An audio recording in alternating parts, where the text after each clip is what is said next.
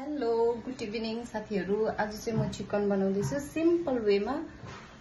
हेर्नुहोस् ल म कसरी बनाउँछु चिकन भनेर चाहिँ। नुन र हल्दीमा म्यारिनेट गरेर राखिसकेको छु। त्यसको लागि मैले यहाँ प्याज, टमाटर, लसुन, अदुवा र सुक्खा खोर्सानीको पेस्ट पनि रेडी गरेको छु। यसमा प्याज चाहिँ अलिक बेसी युज गर्नुपर्छ किनभने हामी मसला यहाँनिर कम्ती युज गर्दैछु नि त। त्यसको लागि ग्रेभी चाहिँ टमाटर र प्याजबाट नै आउनुपर्छ। र यहाँ मैले मसला पनि रेडी गरेको छु। हल्दी, कलर, यो अन्त यो जिरा धनियाको पाउडर, यो चिकन मसला, यो चिल्ली पाउडर र नुन।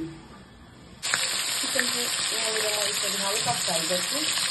चिकन फ्राई गरेर पकाएको मात्रै मनपर्छ नि त। हल्का फ्राई गर्ने चिकनलाई। चिकन चाहिँ यतिको फ्राई भइसकेको छ। यतिको फ्राई भइसकेपछि चाहिँ अब म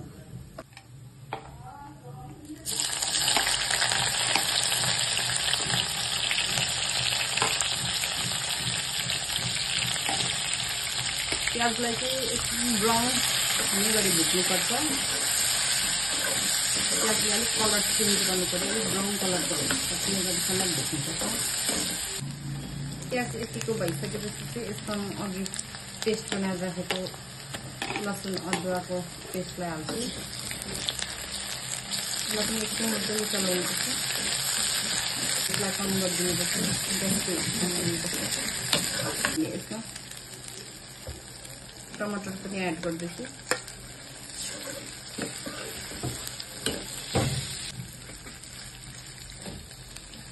टमाटर एड गरिसकेपछि अघि रेडी गरेको मसलालाई यसैमा लाउँदैछु। हल्दी सबै एकैचोटि लगाइदिन्छु।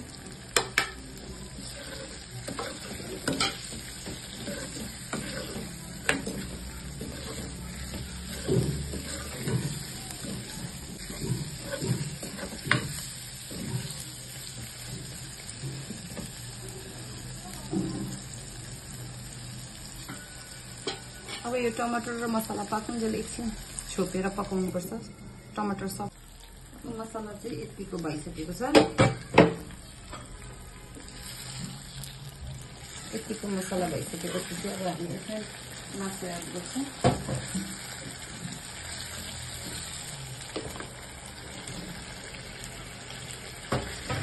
मसला एड गरिसकेपछि राम्रोसँग चलाइदिने।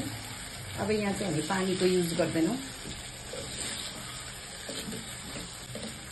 हेर्नु सक्नुहुन्छ कलर कति दामी आएको छ। टेस्ट गरेर कम्ती बेसी गर्नु सक्नुहुन्छ। यदि नुन बेसी भएको छ भने अलिकति निम्बु निचोरेर 1-2 थोपा निम्बुको रस लगाइदिनु भयो भने मासुमा बेसी भएको नुनलाई काट्छ। 5-6 मिनट हामी मजाले पाक्नु दिन्छौँ मिडियम हिटमा।